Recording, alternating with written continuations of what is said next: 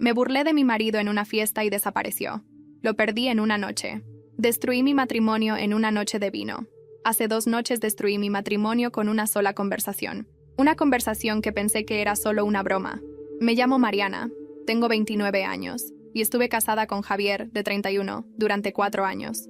Llevábamos 7 juntos. Él es profesor de historia en una preparatoria privada y entrenador del equipo de básquet. Yo trabajo en ventas farmacéuticas. Y sí, gano muy bien. Y eso tiene todo que ver con lo pedazo de mierda que fui. El viernes por la noche invité a mis amigas a nuestra clásica noche de vino. Javier normalmente aprovecha para ir a casa de su hermano o se queda abajo corrigiendo exámenes. Esa vez, estaba en el sótano preparando los exámenes finales.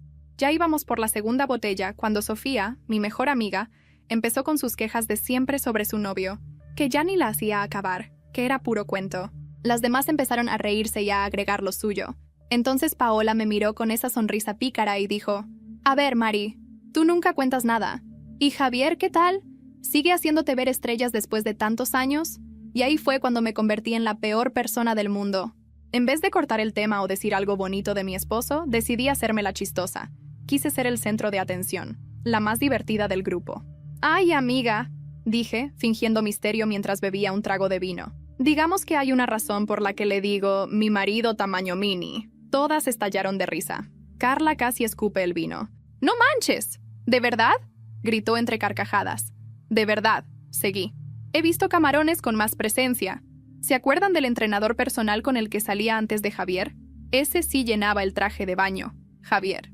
A veces tengo que preguntarle, ¿ya está?, solo para saber si empezamos». Todas se morían de risa. Y yo, borracha y cruel, seguía hablando. «No por nada da clases en la prepa. Es que, bueno, está del tamaño de sus alumnos allá abajo. Seguro se baña con los ojos cerrados para no deprimirse». «Mariana», gritó Carla, pero muerta de risa.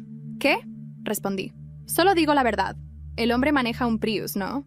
Dicen que los que cuidan el medio ambiente siempre compensan algo. Y en su caso, bastante poco». «¿Y él sabe que no te satisface?», preguntó Paola. «Ay, él cree que es un dios del sexo. Yo debería ganar un premio por mis actuaciones». «Ay, Javier. Sí, justo ahí», digo, mientras mentalmente hago la lista del súper. Fue entonces cuando escuchamos pasos subiendo del sótano. Javier apareció en la puerta. No estaba enojado, ni dolido, solo vacío, como si le hubieran apagado la luz por dentro. El silencio cayó sobre la sala, incluso borrachas. Todas entendimos que eso era grave.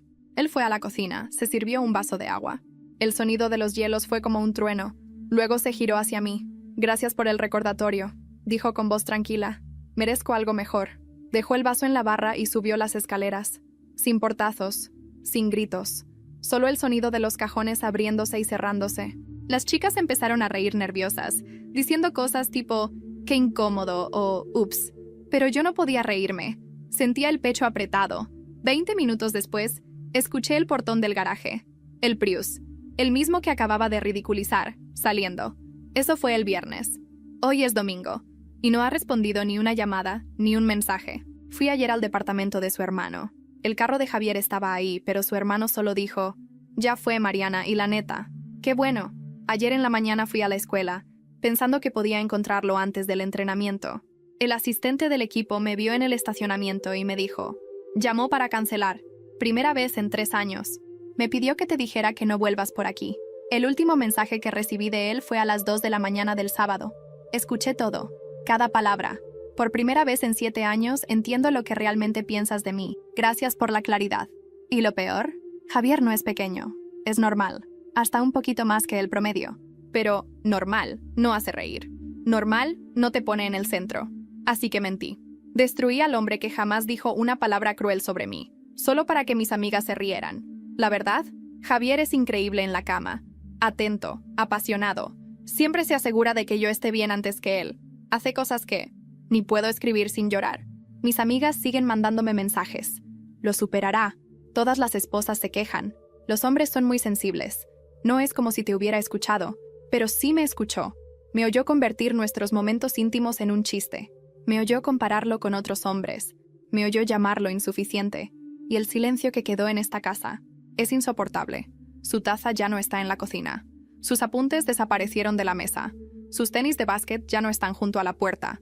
Gano 150,000 pesos al mes. Manejo un BMW. Tengo una casa enorme. Y acabo de perder lo único que realmente importaba. Solo por querer parecer graciosa durante 5 malditos minutos. Javier creció con lo justo. Luchó para ser profesor porque quería cambiar la vida de sus alumnos. Y yo, 1000 veces. Hice bromas sobre su sueldo.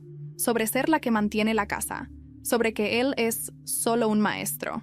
Él solo sonreía triste y cambiaba de tema. ¿Cuántas veces lo humillé? ¿Cuántas veces tragó su orgullo por mí? Esta vez no. Esta vez lo perdí para siempre.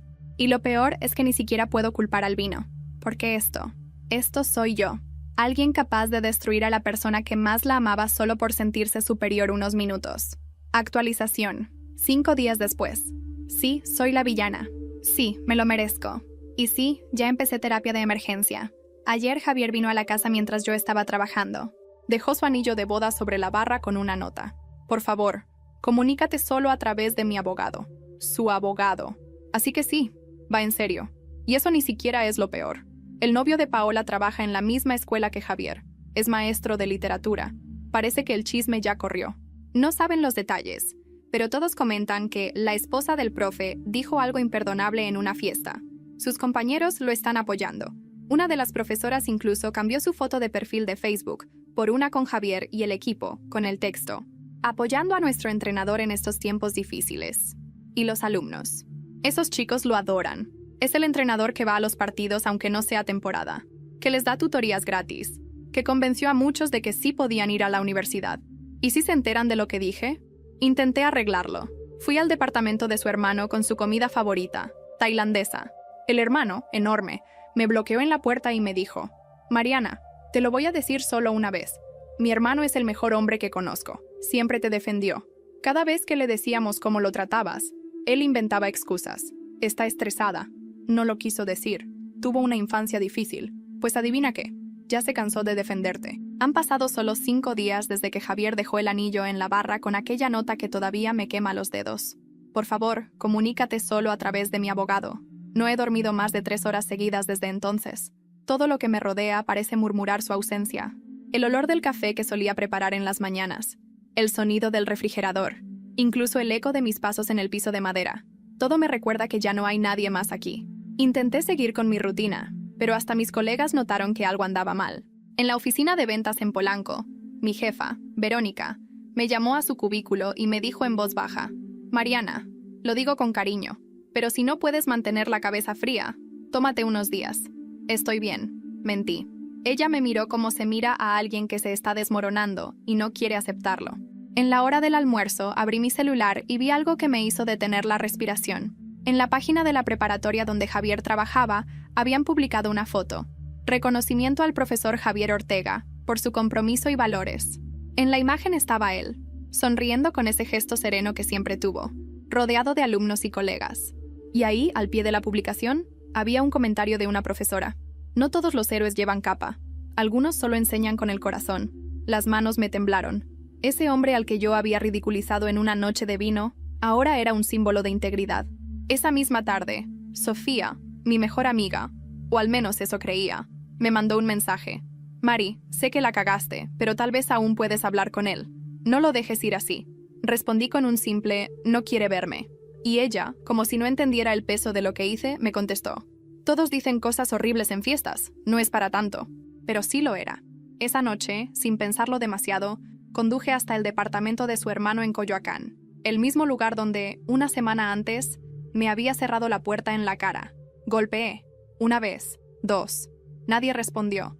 Miré hacia el estacionamiento y ahí estaba, el Prius gris. Mi corazón empezó a latir con fuerza.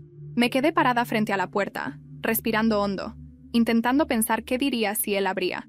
No tenía un discurso, solo culpa. De pronto la puerta del departamento contiguo se abrió y una mujer mayor me observó con desconfianza. ¿Busca a Javier?, preguntó. Sí, soy su esposa. Bueno, era. La mujer frunció el ceño. Se fue hace unos días. Dijo que necesitaba un cambio de aire. ¿Sabe a dónde? A Guadalajara, creo. Lo escuché hablar por teléfono sobre una escuela allá. Guadalajara. La palabra se me quedó dando vueltas en la cabeza como una campana que no deja de sonar. Regresé al coche y lloré en silencio. No por el rechazo, sino por la certeza de que ya no formaba parte de su historia. Los días siguientes se volvieron una rutina mecánica. Trabajo, silencio, insomnio. Hasta que una mañana, mientras preparaba un café, el timbre sonó. Era un mensajero con un sobre. El remitente. Bufete Ortega y Ramírez. Dentro había una notificación de divorcio. Oficial, fría, legal. Pero junto al documento, doblada en 4, había una hoja escrita a mano. Mariana, no te guardo rencor, pero necesito seguir adelante sin mirar atrás. Ojalá encuentres la paz que yo busqué tanto tiempo contigo. Me senté en el suelo, con la carta en las manos. No lloré. Solo sentí ese vacío silencioso que duele más que cualquier grito. Horas después, Sofía vino a verme. No puedes rendirte así, me dijo. ¿Y qué quieres que haga? ¿Que lo persiga hasta Guadalajara? Si de verdad lo amas. Sí, la idea me pareció absurda. Pero esa noche, mientras veía su foto una y otra vez, me di cuenta de que ya no tenía nada que perder. Reservé un boleto en el primer vuelo del día siguiente. Mientras hacía la maleta, el celular vibró. Era una notificación de Facebook. Alguien había subido una foto nueva. Javier, de pie frente a una cancha de básquet, con un grupo de alumnos y una mujer de cabello oscuro al lado. La descripción decía: nuevo inicio, nuevas oportunidades. Gracias por confiar en nosotros, profesor Ortega. Esa mujer sonreía demasiado cerca de él.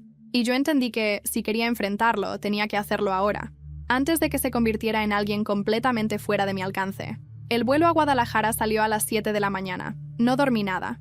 Pasé toda la noche imaginando lo que le diría si lo encontraba, que no lo había dicho en serio, que estaba borracha, que me moría por empezar de nuevo, pero sobre todo, que no había un solo día en que no me arrepintiera de haberlo humillado. Al aterrizar, tomé un taxi directo al colegio donde, según la publicación, ahora trabajaba. Se llamaba Instituto Arboleda, una escuela privada grande, con canchas modernas y un mural enorme de colores pintado por los alumnos. Lo reconocí enseguida, el mismo fondo de la foto donde él aparecía. Le pedí al guardia de la entrada hablar con el profesor Javier Ortega. El hombre revisó una lista y dijo, sin levantar la vista: ¿Tiene cita? No, soy su esposa. Bueno, era su esposa. Solo necesito hablar con él un momento. El guardia me miró con esa mezcla de incomodidad y curiosidad que uno tiene cuando ve un drama ajeno de cerca. No puedo dejarla pasar. Déjeme avisarle. Esperé en una banca, viendo a los alumnos salir corriendo de las aulas. Me imaginé a Javier entrenando ahí, con su voz serena, con esa paciencia que siempre lo hacía ver más sabio de lo que realmente era. 10 minutos después, el guardia regresó. Dijo que no puede atenderla. Por favor, dígale que no me voy hasta verlo. Señora, él fue muy claro, repitió. Me quedé sentada, sin saber si llorar o gritar. El orgullo todavía me impedía hacer una escena, así que saqué mi celular. En la página del instituto encontré un correo. Le escribí en el acto: solo quiero verte. No para pedir perdón, ni para hablar del pasado. Solo quiero verte y saber que estás bien. Esperé. Minutos. Horas. Nada. Cuando el sol empezó a caer, decidí irme al hotel. Pedí un cuarto con vista a la calle, pero no podía concentrarme en nada. Miraba el teléfono cada 5 segundos. Eran casi las 10 de la noche cuando por fin llegó una respuesta. Estoy bien, Mariana. Por favor, no vuelvas a buscarme. Sentí como si alguien me hubiera metido un puñal en el pecho. No había insultos, ni enojo, solo esa calma cortante que dolía más. A la mañana siguiente, bajé al lobby para desayunar. Mientras removía el café, escuché a 2 mujeres conversando en la mesa de al lado. ¿Supiste lo del profe nuevo?, dijo una. ¿El de historia? El que vino del DF, sí. Dicen que es un amor. Y guapo. Pero parece que trae un pasado medio pesado, ¿eh? Mi cuerpo se tensó. Intenté escuchar sin parecer obvia. Una maestra me contó que su esposa lo traicionó, que se burló de él delante de todos. El pobre no volvió a ser el mismo. ¿Y ahora anda con Laura, la de literatura? Eso dicen. Se les ve juntos siempre. Laura. El nombre me quedó grabado. Volví al cuarto y busqué su perfil en redes. Era la misma mujer de la foto. Maestra de literatura. 32 años. Sonrisa cálida. Mirada inteligente. Sentí una punzada de rabia. No hacia ella. Ni siquiera la conocía. Sino hacia mí misma. Pero algo en mí quería comprobarlo. Necesitaba ver si de verdad la había reemplazado. Esa tarde esperé en el estacionamiento del instituto, dentro del coche alquilado, observando la salida de los maestros. A las 6, vi a Javier aparecer con su mochila al hombro. Se veía diferente, más erguido, más seguro. La mujer del cabello oscuro lo alcanzó, le puso una mano en el brazo y se fueron caminando juntos hacia el auto. Él abrió la puerta del pasajero y ella sonrió antes de entrar. Me quedé inmóvil. Ni siquiera podía respirar. Era como ver mi vida seguir adelante sin mí. Pasé el resto del día encerrada, alternando entre el llanto y la rabia. No podía soportar la idea de que otra persona recibiera el cariño que yo había desperdiciado. Pensé en escribirle, gritarle, exigir una oportunidad, pero algo en su mirada, en esa serenidad que vi al verlo con ella, me hizo entender que ya no había espacio para mí en su mundo. A la mañana siguiente, recibí una llamada. Era Sofía. ¿Dónde estás?, preguntó alarmada. En Guadalajara. ¿Qué? ¿Qué haces ahí? Intentando arreglar lo que ya no se puede. Mari, no sé cómo decirte esto, pero el novio de Paola trabaja con Javier. Dice que anoche, en la cena de profesores, alguien mencionó que tú estabas aquí. Y que Laura, la maestra, se puso nerviosa. Dicen que Javier se levantó y dijo algo como: no se preocupen, los fantasmas del pasado no pueden hacernos daño. El corazón me dio un vuelco. Fantasma, así me veía, como una sombra que alguna vez existió. Colgué sin responder. Y esa noche, mientras el viento movía las cortinas del cuarto del hotel, me prometí algo. No me iría hasta que él me escuchara. Una última vez. Una última conversación. Amanecí con la sensación de estar al borde de un precipicio.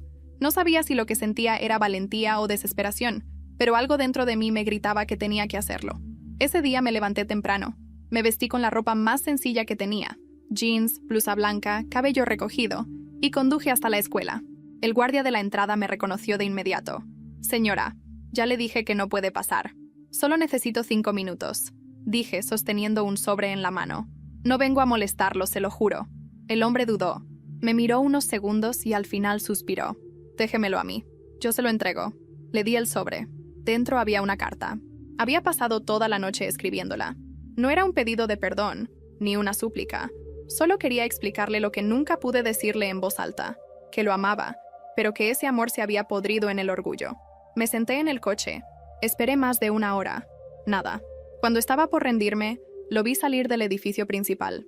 Llevaba la carta en la mano. Por un momento creí que iba a leerla, pero en lugar de eso, caminó hasta un cesto de basura, la dobló con cuidado y la arrojó. No la rompió, no la leyó, solo la desechó, como si fuera algo sin importancia. Sentí un calor subirme por el pecho, una mezcla de rabia y vergüenza. Me bajé del coche sin pensar. ¡Javier!, grité. Él se detuvo. Giró lentamente y cuando me vio, el silencio se volvió insoportable. ¿Qué haces aquí?, preguntó. Tenía que verte. ¿Ya me viste? Por favor, escúchame un minuto. No hay nada que decir, Mariana. Claro que lo hay, dije, acercándome. Te humillé, sí, lo sé. Y no hay excusa. Pero no fue por ti, fue por mí. Por mis inseguridades, por... No intentes justificarte. Me interrumpió con calma. Tú sabías lo que decías. Lo dijiste riendo. Estaba borracha. ¿Y eso borra lo que pensabas? No supe qué responder. Lo miré, y vi algo que no había notado antes. No era enojo, era decepción. Una decepción tan profunda que dolía más que cualquier insulto. No te odio, Mariana, dijo al final, pero ya no te reconozco.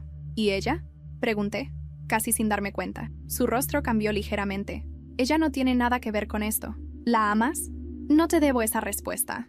Quise decir algo más, pero una voz femenina nos interrumpió. Javier, la directora te está buscando. Era Laura, la maestra. Nos miró a los dos, incómoda, como si hubiera interrumpido algo prohibido. Ya voy, respondió él, y sin mirarme otra vez, se fue con ella. Me quedé ahí, en medio del estacionamiento, rodeada de miradas curiosas. Un par de estudiantes susurraban a unos metros.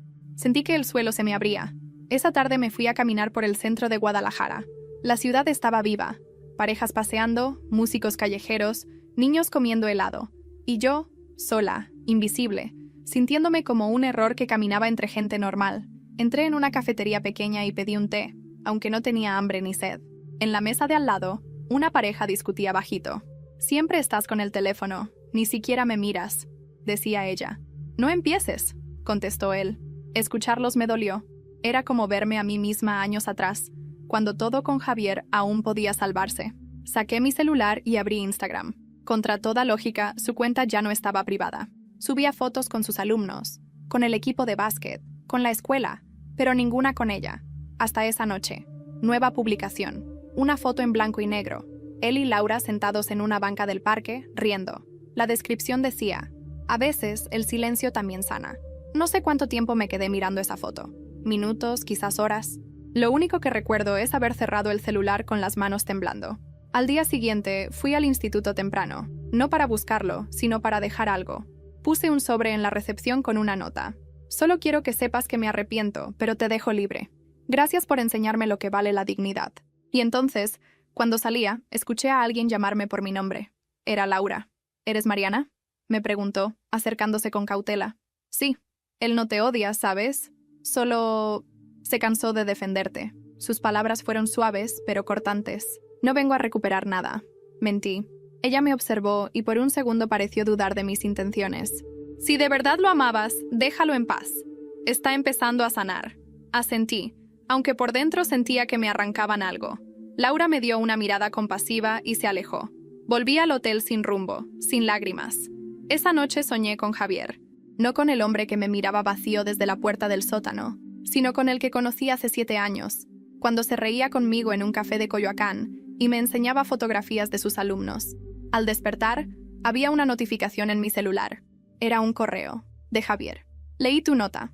Gracias por entender. Cuídate. 3 palabras que dolían más que cualquier adiós. Pero lo peor no era el correo. Era lo que venía adjunto.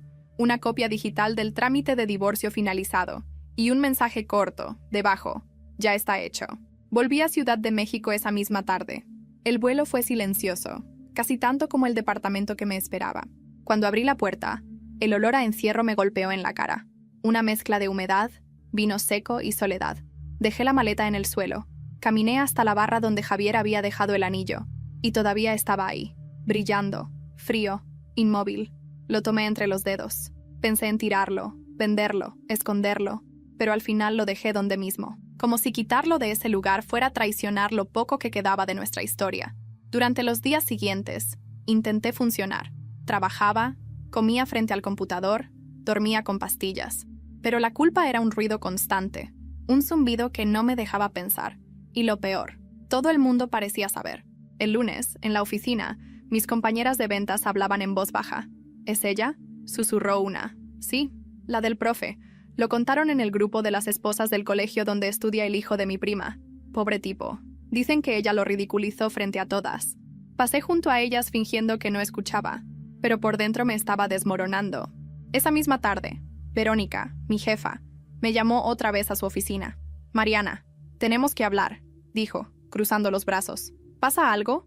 Mira, sabes que te aprecio, y tus números son excelentes, pero la empresa no puede permitirse escándalos. Tenemos clientes que te siguen en redes. Y, bueno, hay comentarios que nos están afectando.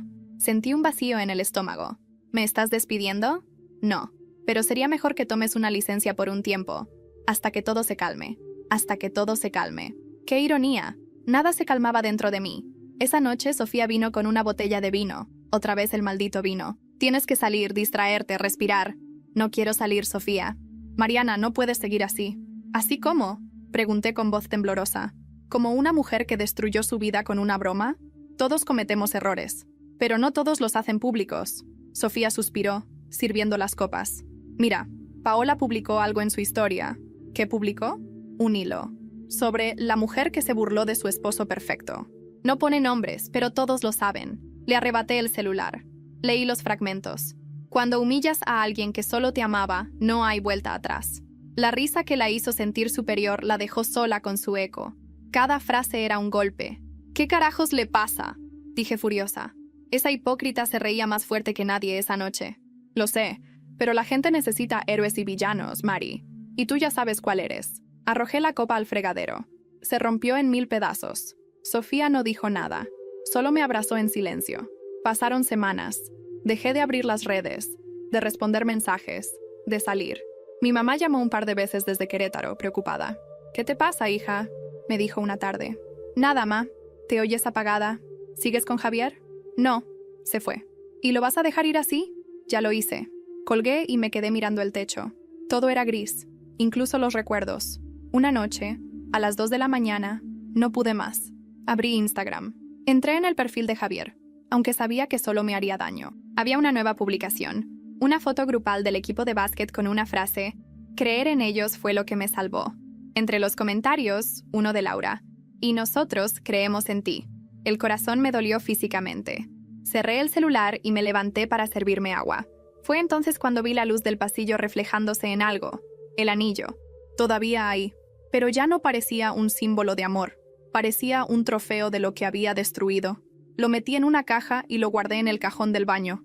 Tenía que seguir adelante, aunque no supiera cómo. A la mañana siguiente, abrí mi correo. Entre los mensajes del trabajo había uno con asunto. Solicitud de entrevista. Revista Docente MS. Lo abrí sin pensar y quedé helada. Era un artículo que estaban preparando. Historias de resiliencia en la educación. El profesor que superó la humillación. Adjuntaban una foto. Javier, con una sonrisa tranquila, hablando frente a un grupo de maestros. Y en la última línea del correo, nos gustaría saber si desea compartir su versión de los hechos, para equilibrar la historia. Me quedé paralizada. Alguien había convertido mi desgracia en inspiración. Y lo peor, no sabía si debía quedarme callada o defenderme. Pasé toda la mañana mirando ese correo una y otra vez. Nos gustaría saber si desea compartir su versión de los hechos. Mi versión. Como si existiera alguna que pudiera cambiar lo que hice. Borré el mensaje. Luego lo restauré. Lo volví a leer. Y lo borré otra vez. A las 4 de la tarde la periodista me llamó. Buenas tardes, ¿hablo con Mariana Flores? Su voz era amable, casi maternal. Sí, soy yo. Soy Alejandra Ruiz, de Revista Docente MX. Estamos preparando una historia sobre superación en el ámbito educativo. Y el profesor Javier Ortega aceptó contarnos parte de su proceso personal. Mi corazón se detuvo. ¿Él habló? Sí, pero con mucha discreción. No mencionó nombres, solo el contexto. ¿Y qué quiere de mí? Solo su perspectiva. A veces, escuchar ambas partes ayuda a entender mejor las lecciones detrás de una historia. Le pedí tiempo para pensarlo, pero su voz sonó firme. Publicamos el artículo el lunes. Si quiere hablar, tiene hasta mañana. Esa noche no pude dormir. Imaginaba las frases, los titulares, los comentarios. La esposa que destruyó a un maestro ejemplar. La historia detrás de la humillación viral. A las 3 de la mañana encendí la laptop. Escribí una carta a la periodista, pero no la envié. Decía, no busco justificarme. Solo quiero que la gente entienda que el dolor no siempre viene de la maldad, sino de la estupidez. La borré. Y lloré. A la mañana siguiente, Sofía apareció sin avisar. ¿Sigues con esa cara de zombie? Dijo, dejando 2 cafés en la mesa. Van a publicar una nota sobre Javier. ¿Y? Van a contar lo que pasó. Y quieren que yo hable también. Pues habla. ¿Qué diría? ¿Que me creía graciosa y destruía a alguien que solo me amaba? Di la verdad, Mariana. La verdad no me hace ver mejor. Sofía me miró, pensativa. Tal vez no se trata de verte mejor, sino de aceptar quién fuiste. Esa frase me acompañó todo el día. Al anochecer, decidí responder el correo. Sí, aceptaré la entrevista. Al día siguiente, Alejandra vino a mi departamento. Llevaba una grabadora y una libreta. No hay cámaras, me aseguró. Solo quiero escucharla. Nos sentamos frente a frente. ¿Por qué dijo lo que dijo aquella noche? Preguntó con suavidad. ¿Por qué quería reírme? Porque confundí burla con poder. ¿Y él? Él era todo lo que yo no sabía valorar. Paciente, noble, generoso. ¿Se arrepiente? Todos los días. Alejandra bajó la mirada y anotó algo. ¿Qué le diría si lo tuviera enfrente? Nada, respondí. Ya le dije todo con mis actos. Cuando terminó, me agradeció con una sonrisa. Gracias por su honestidad. No todos tienen el valor de hablar. Me quedé sola, mirando el grabador apagado sobre la mesa. En el fondo sabía que aquello no iba a limpiar mi imagen, pero al menos era una forma de enfrentar lo que había sido. 3 días después, la nota salió publicada. El titular, el maestro que eligió la dignidad sobre el dolor. Mi nombre no aparecía, pero era obvio. Decía, su pareja lo humilló públicamente frente a amigos. Él eligió el silencio, y ese silencio se convirtió en su lección más poderosa. Los comentarios eran una mezcla de admiración hacia él y odio hacia ella. ¡Qué horror de mujer! Pobre hombre. Ojalá haya encontrado a alguien mejor. Las burlas más crueles vienen de quien no se soporta a sí mismo. Pasé horas leyendo hasta que Sofía me arrebató el teléfono. Deja de torturarte, por Dios. No puedo, Sofía. Siento que me estoy desintegrando. Entonces cambia eso. Haz algo distinto. Esa noche decidí hacerlo. Abrí una nueva cuenta en redes, sin foto, sin nombre. Publiqué un texto breve. A veces uno no pierde al amor de su vida. Pierde la oportunidad de ser digno de él. No dije que era yo. No dije quién era Javier. Solo solté la frase al mundo. A la mañana siguiente, tenía más de 5,000 likes y cientos de comentarios. Quien haya escrito esto sabe lo que es perder. ¡Qué brutal y real! Durante un segundo sentí algo parecido a alivio, pero duró poco. A mediodía, recibí un mensaje en esa misma cuenta. No tenía foto ni nombre. Solo decía, no sirve de nada escribir si sigues mintiéndote. No fuiste valiente, fuiste cruel. Sentí un escalofrío. No era un comentario cualquiera. El mensaje venía de un perfil nuevo, sin actividad, pero la forma de escribir, las pausas, las palabras, era idéntica a la manera en que Javier solía escribirme. ¿Era él? ¿O alguien más que lo conocía demasiado bien? Me quedé mirando la pantalla durante minutos, con el corazón latiendo en el cuello. Y fue ahí, justo ahí, cuando entendí que el pasado no había terminado conmigo. Todavía estaba por empezar. Pasaron varios minutos antes de que pudiera mover los dedos. Leí el mensaje una y otra vez. No fuiste valiente, fuiste cruel. Eran exactamente las mismas palabras que Javier me había dicho una vez, en medio de una discusión, años atrás. La sintaxis, los puntos exactos, incluso la pausa después de valiente. Era él. Tenía que serlo. Respondí con las manos temblando. ¿Eres tú, Javier? Nada. Escribí de nuevo. Si lo eres, solo dime que estás bien. No te voy a molestar. Lo prometo. Silencio. Pasaron horas sin respuesta. Al día siguiente, el mensaje había desaparecido. Eliminado. Pero algo en mí ya se había encendido. No podía concentrarme. Todo el día en el trabajo, o lo poco que me quedaba de él, fue una nube de pensamientos. ¿Por qué escribiría eso? ¿Por qué buscarme después de tanto tiempo? ¿O era alguien más, burlándose? Esa noche abrí la cuenta de Javier. Seguía igual. Publicaciones de sus alumnos, frases inspiradoras, fotos del equipo. Pero en los comentarios, uno me llamó la atención. Todos necesitamos perdonar, incluso cuando nadie lo pide. La autora del comentario era Laura. Entré en su perfil. Su última publicación era una foto de ella y Javier, en una cena de gala del instituto. Él llevaba traje, se veía radiante. Ella con un vestido azul oscuro, apoyada en su hombro. La descripción: orgullosa de acompañarte en esta nueva etapa. La miré fijamente. No sabía si era tristeza o rabia, pero algo dentro de mí se rompió de nuevo. Cerré el celular, respiré hondo y abrí una botella de vino. No debía, pero lo hice. El primer trago me supo a culpa. A la segunda copa me encontré hablando sola. Tal vez él quiere que lo deje en paz. A la tercera ya le hablaba al anillo que guardé en el cajón del baño. ¿Y si aún me piensa? ¿Y si ese mensaje era su forma de decirlo? Casi sin pensarlo, entré al buscador del instituto y encontré el correo institucional de Javier. El mismo que había usado antes. Le escribí. Si fuiste tú quien me escribió, quiero decirte que lo entiendo. No te pido volver, solo quiero saber si me odias menos. No esperaba respuesta, pero a la mañana siguiente la tuve. No te odio, pero tampoco te creo. Me quedé helada. Era él. No había duda.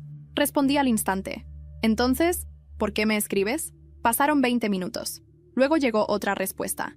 Porque a veces uno necesita mirar al abismo para confirmar que sigue vacío. No entendí si era poesía o castigo. Le escribí de nuevo, con torpeza, con lágrimas en los ojos. ¿Vacío como tú? ¿O como yo? No respondió más. Los días siguientes fueron una tortura. Entraba al correo cada 10 minutos, esperando algo. Nada. Hasta que, un jueves por la noche, llegó una notificación nueva en mi teléfono. Era una historia compartida. Un video de Javier en una conferencia escolar. Él hablaba ante un auditorio lleno. La palabra tiene poder. Puede construir o destruir. A veces solo basta una broma para matar la fe de alguien en sí mismo, pero también basta una disculpa sincera para iniciar la reconstrucción. Mi corazón latió fuerte. Una disculpa sincera. ¿Era una indirecta? ¿O solo un discurso? Sofía me llamó ese mismo día. Vi el video. Está por todos lados, Mari. Lo vi también. No sé si lo hiciste tú, pero parece que te está hablando. No lo sé. Si te está dando una oportunidad de cerrar el ciclo, hazlo. Esa noche tomé una decisión. Reservé un boleto de tren a Guadalajara para el día siguiente. No iba a rogarle amor, solo quería paz. O al menos intentarlo una última vez. Cuando llegué, el clima estaba distinto.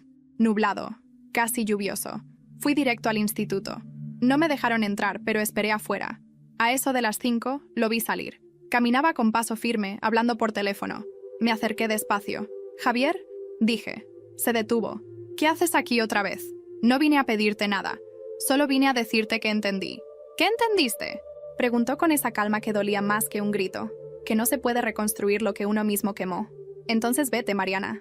Solo dime que eres feliz». Se quedó callado unos segundos. Luego dijo, «Estoy en paz, que no es lo mismo, pero me basta».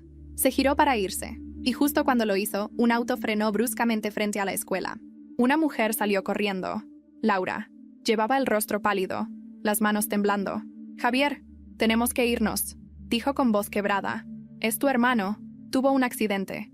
Él se quedó congelado. Luego me miró una última vez, sin decir nada, y subió al auto. Lo vi alejarse entre la lluvia, sin entender si el destino me lo estaba arrancando de nuevo, o si me estaba empujando hacia algo que aún no podía ver. La lluvia no paró en toda la noche. Me quedé en la entrada del instituto durante varios minutos, empapada, observando el punto donde el auto desapareció. No sabía si debía irme o seguirlo, pero mi cuerpo no se movía. Cuando por fin reaccioné, ya era tarde.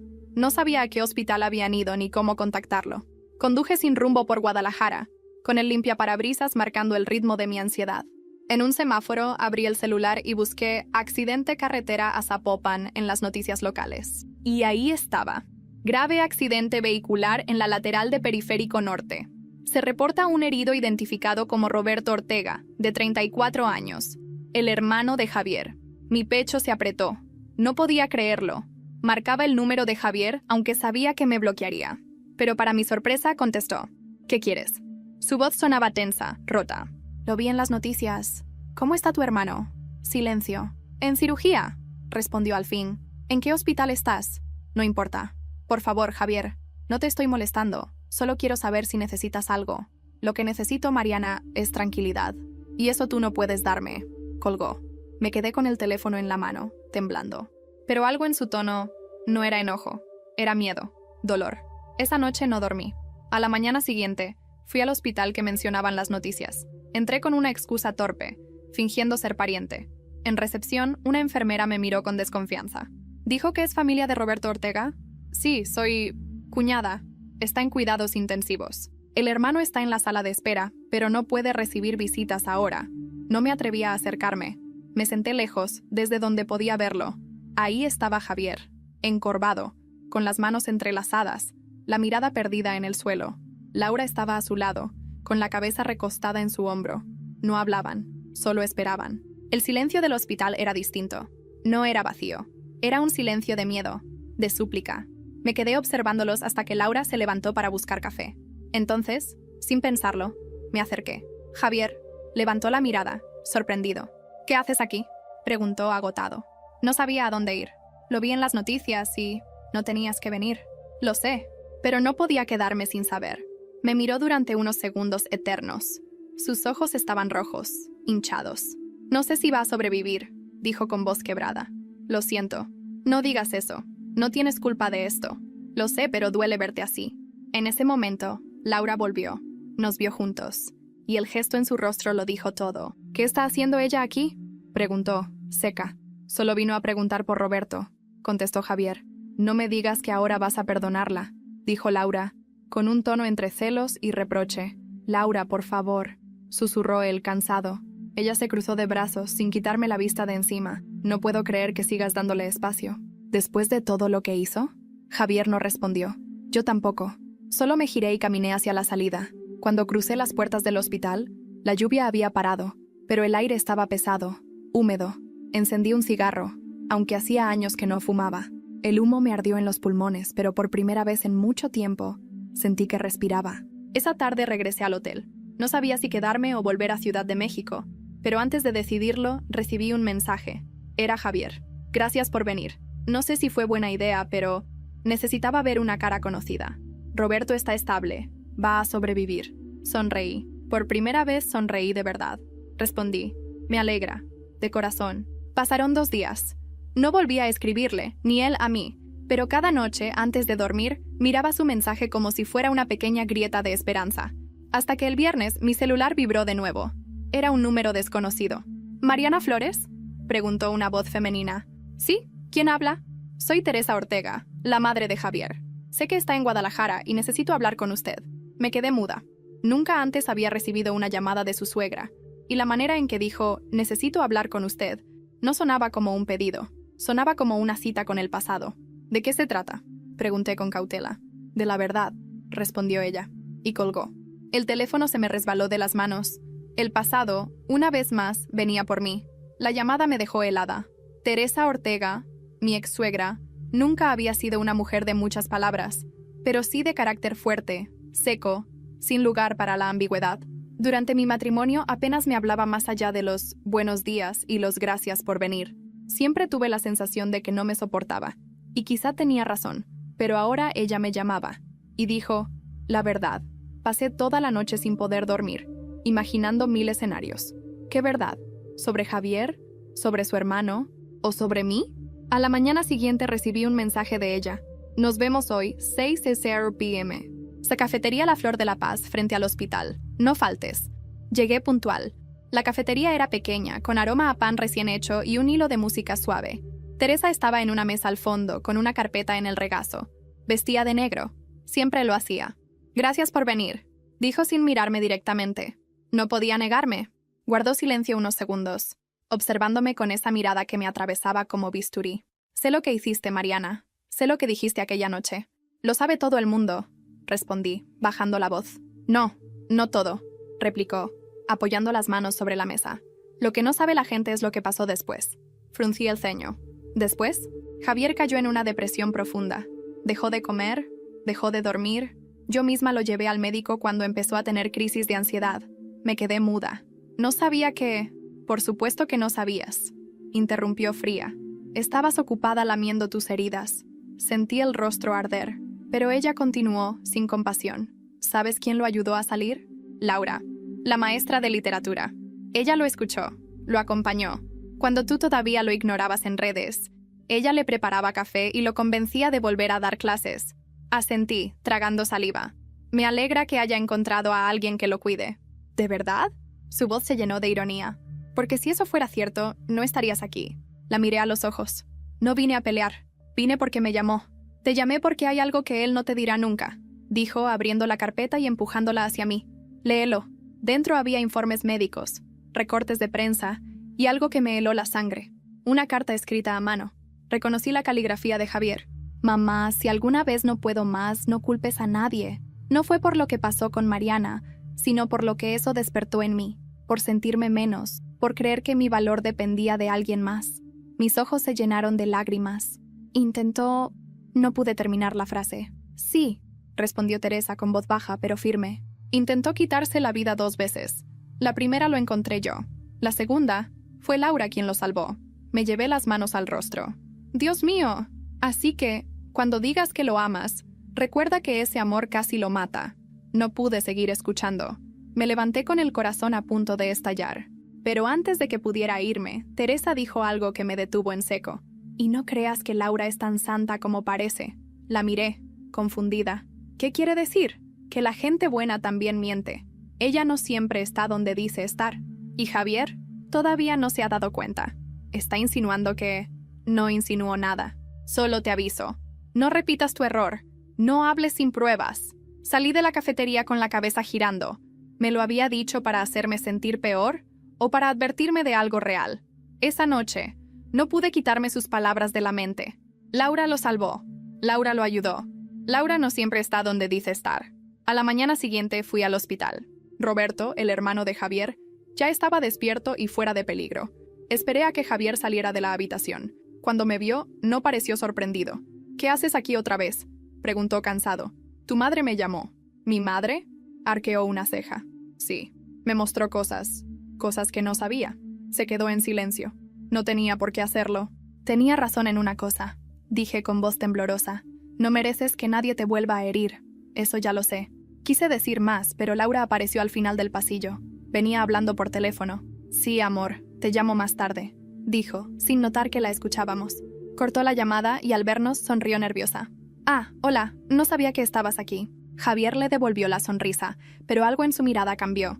Y yo, por primera vez, vi una grieta en esa paz tan perfecta. Mientras me alejaba por el pasillo, escuché a Javier decir: «¿Con quién hablabas?» «Con mi mamá», respondió ella, sin mirarlo. «No tienes mamá», replicó él, en voz baja. No quise escuchar más. Pero supe en ese momento que Teresa no había mentido del todo. Algo en esa mujer, Laura, no encajaba. Y lo peor es que por primera vez yo no era la única que tenía secretos. Durante días, la imagen de Laura diciendo: «Sí, amor, te llamo más tarde», no salió de mi cabeza. No era celos, lo juro. Era intuición. Esa frase, ese tono, ese nerviosismo, había algo fuera de lugar. No lo comenté con nadie, ni con Sofía, ni con Teresa, ni siquiera conmigo misma en voz alta. Pero lo sentía. Esa mujer escondía algo.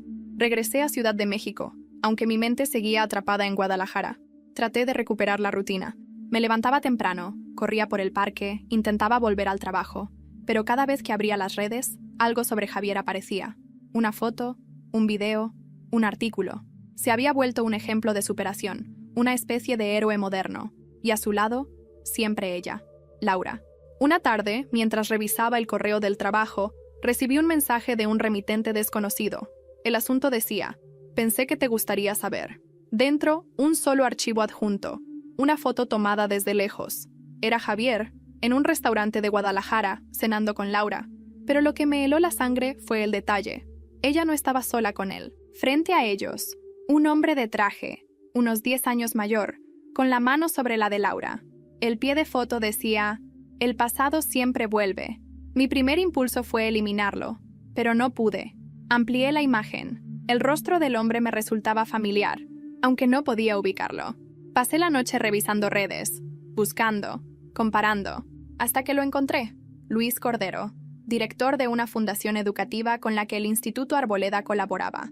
Casado, 2 hijos. La foto era reciente, de hacía 2 días. No sabía qué hacer, si mostrársela a Javier, si quedarme callada, si simplemente olvidar. Pero algo dentro de mí, esa parte que todavía lo amaba, o tal vez quería redimirse, no pudo ignorarlo. Al día siguiente, llamé a Teresa. No sé si estoy metiéndome donde no debo, pero necesito mostrarle algo. ¿Qué encontraste?, preguntó, desconfiada. Una foto, de Laura. Ven a mi casa, dijo sin dudar. Viajé otra vez a Guadalajara. Cuando llegué, Teresa estaba esperándome con café. Le mostré el celular. Miró la foto largo rato, sin decir nada. «Ese hombre», susurró, «es el mismo que donó los uniformes nuevos del equipo. ¿Él y Laura trabajan juntos?». Eso decía ella, pero no sabía que trabajaban tan cerca. Me devolvió el celular. «No me mires así, Mariana. No te estoy diciendo que tengas razón, pero sí que no estás tan loca como algunos piensan. No busco meterme, Teresa. Solo no quiero que él vuelva a sufrir. Ni yo», respondió con una dureza inesperada. Esa noche, Javier llegó a la casa. No sabía que yo estaba ahí. Cuando entró y me vio, se detuvo en seco. «¿Qué hace ella aquí?». «Yo la llamé», dijo Teresa. «¿Por qué?». «Porque hay algo que tienes que ver». Sacó el celular y le mostró la foto. Javier la miró un segundo. «¿Qué es esto?», preguntó, sin levantar la voz. «No lo sé», dijo Teresa, «pero creo que deberías averiguarlo». Él suspiró, pasándose la mano por el cabello. «No puedo creer que ustedes dos estén en esto juntas». «No estamos en nada», intervine. «Solo me preocupas». Me miró con una mezcla de incredulidad y cansancio. «Mariana, deja de jugar a la salvadora. Ya me hiciste suficiente daño. No estoy jugando. No vine a arruinarte la vida. Vine a evitar que te la arruinen otra vez». El silencio fue brutal. Al final, tomó el celular y lo metió en el bolsillo. «Si esto resulta ser una mentira, te juro que no volverás a verme jamás». Esa fue la última frase que me dijo esa noche. A la mañana siguiente, lo vi salir de casa temprano. Teresa me contó que iba a reunirse con Laura. Pasé el día esperando. Caminaba de un lado a otro del jardín sin poder pensar en otra cosa. Hasta que a las 5 escuchamos el portón cerrarse con fuerza. Javier entró, pálido. «¿Qué pasó?», preguntó Teresa. Él nos miró con los ojos llenos de rabia y tristeza. Era verdad, nadie habló por un largo rato. «¿Qué te dijo?», pregunté con voz baja. Que no significaba nada, que solo fue una cena de trabajo. Pero lo vi. Vi cómo lo miraba. «Lo siento», dije, sincera. «No digas eso», replicó con una calma extraña. «Porque si no me hubieras mostrado esa foto, seguiría viviendo engañado». Teresa se acercó a él y lo abrazó. Por primera vez no me miró con desprecio. Esa noche, antes de irme, Javier me detuvo en la puerta. «No sé qué esperas de todo esto, Mariana». «Nada», respondí. «Tal vez solo quería hacer algo bien por primera vez. No sé si te perdono, pero gracias». Esa palabra, gracias, fue suficiente para que algo en mi pecho se abriera. Sin embargo, 2 días después, cuando ya estaba de regreso en Ciudad de México, recibí una llamada inesperada de Teresa. Su voz sonaba agitada, asustada. «Mariana, tienes que venir». «Es Javier». «¿Qué pasó?». «Desapareció». El teléfono casi se me cayó de las manos. La palabra «desapareció» me atravesó el pecho como un disparo. No esperé detalles. Metí lo primero que encontré en una maleta. Tomé el primer autobús a Guadalajara y pasé 4 horas mirando por la ventana, con el corazón en la garganta. Cuando llegué, Teresa me esperaba afuera de su casa. Tenía el rostro pálido, las manos temblando y los ojos hinchados. «¿Desde cuándo no saben nada?», pregunté apenas bajé del taxi. «Desde anoche», Dijo que saldría a caminar para despejarse. No volvió. No responde llamadas. Su coche está en la cochera. Entramos. Todo estaba como siempre, salvo por un detalle. La mesa del comedor llena de papeles, entre ellos la misma carpeta donde antes había guardado los informes médicos y la carta que me mostró. Pero ahora había algo nuevo. Una hoja suelta, con mi nombre. Mariana. No sé qué intento hacer ni si esto tiene sentido, pero a veces uno necesita desaparecer para entender lo que todavía siente. No me busques. No me sigas. Sentí el aire escaparse de mis pulmones. ¿Cuándo escribió esto?, pregunté. Anoche, antes de salir. Teresa se derrumbó en el sofá. Yo pensé que solo necesitaba espacio, dijo con voz ahogada. ¿Y Laura? ¿Habló con ella? No. Ella vino esta mañana, preguntando por él. Fingió sorpresa. Pero no me convenció. La idea de que Laura estuviera involucrada me revolvía el estómago. Voy a buscarlo, dije. ¿Cómo? No sé, pero lo haré. Salí a la calle y empecé a recorrer los lugares que sabía que le gustaban. La cancha del instituto, el parque cerca del hospital, la cafetería donde solía ir después de entrenar. Nada. Al caer la noche, fui al malecón del lago. Había mencionado ese sitio una vez, diciendo que lo hacía sentir en paz. Y ahí estaba, sentado en un banco, mirando el agua negra, con la misma calma con la que siempre enfrentaba todo. Caminé hacia él despacio, sin hacer ruido. No cumpliste tu promesa, dijo sin girarse. No podía. Te dije que no me buscaras. Y tú sabes que no sé obedecer. Se rió apenas, sin humor. No sé por qué sigues aquí, Mariana, porque todavía te debo algo. ¿Qué podrías deberme después de todo? Una despedida que no duela. Él giró la cabeza y me miró. Sus ojos estaban cansados, pero había algo distinto. No había rabia, solo agotamiento. ¿Sabes qué es lo más triste de todo esto?, dijo. Que a veces me descubro buscándote en las cosas pequeñas. En una frase, en un olor, en un mal chiste. Y me odio por eso. Me senté a su lado, dejando un espacio entre los dos. Tal vez eso sea lo que nos queda, susurré. Buscar lo que perdimos sin darnos cuenta. El silencio se extendió entre nosotros, solo roto por el sonido del agua golpeando las piedras. Por un instante, deseé que todo el mundo desapareciera y quedáramos solo él y yo, en ese banco, sin pasado, sin culpa. Laura me mintió, dijo de repente. Lo sé, no por lo de la cena, sino por lo que sentía. Me dijo que me amaba, pero solo quería salvarse. Y yo la confundí con paz. Levantó la mirada hacia el cielo. ¿Y ahora qué harás?, pregunté. No lo sé, pero por primera vez quiero estar solo. Asentí. Entonces me voy. Me puse de pie, pero antes de alejarme, él me llamó. Mariana. Me giré. Gracias por venir. Esa fue la última vez que lo vi. 2 meses después, recibí una carta sin remitente. Dentro, una sola hoja. Era de Javier. Estoy bien. Encontré trabajo en una escuela rural cerca de Tepic. Enseñar me da paz otra vez. No guardo rencor. Solo quiero que ambos seamos versiones mejores de lo que fuimos. Si alguna vez pasas por aquí, hay un café frente a la plaza que sirve el mejor pan dulce del mundo. A veces pienso que te gustaría. Doblé la carta con cuidado y la guardé entre mis libros. No volví a buscarlo. No porque no quisiera, sino porque entendí que el amor no siempre es quedarse. A veces es dejar ir con dignidad. Con el tiempo logré retomar mi vida. Dejé el trabajo en farmacéutica y empecé a trabajar en una fundación que ayuda a mujeres a reconstruirse después de rupturas o abuso emocional. No por redención, sino por propósito. Sofía se casó, Paola desapareció de mi vida y Teresa me escribió en Navidad.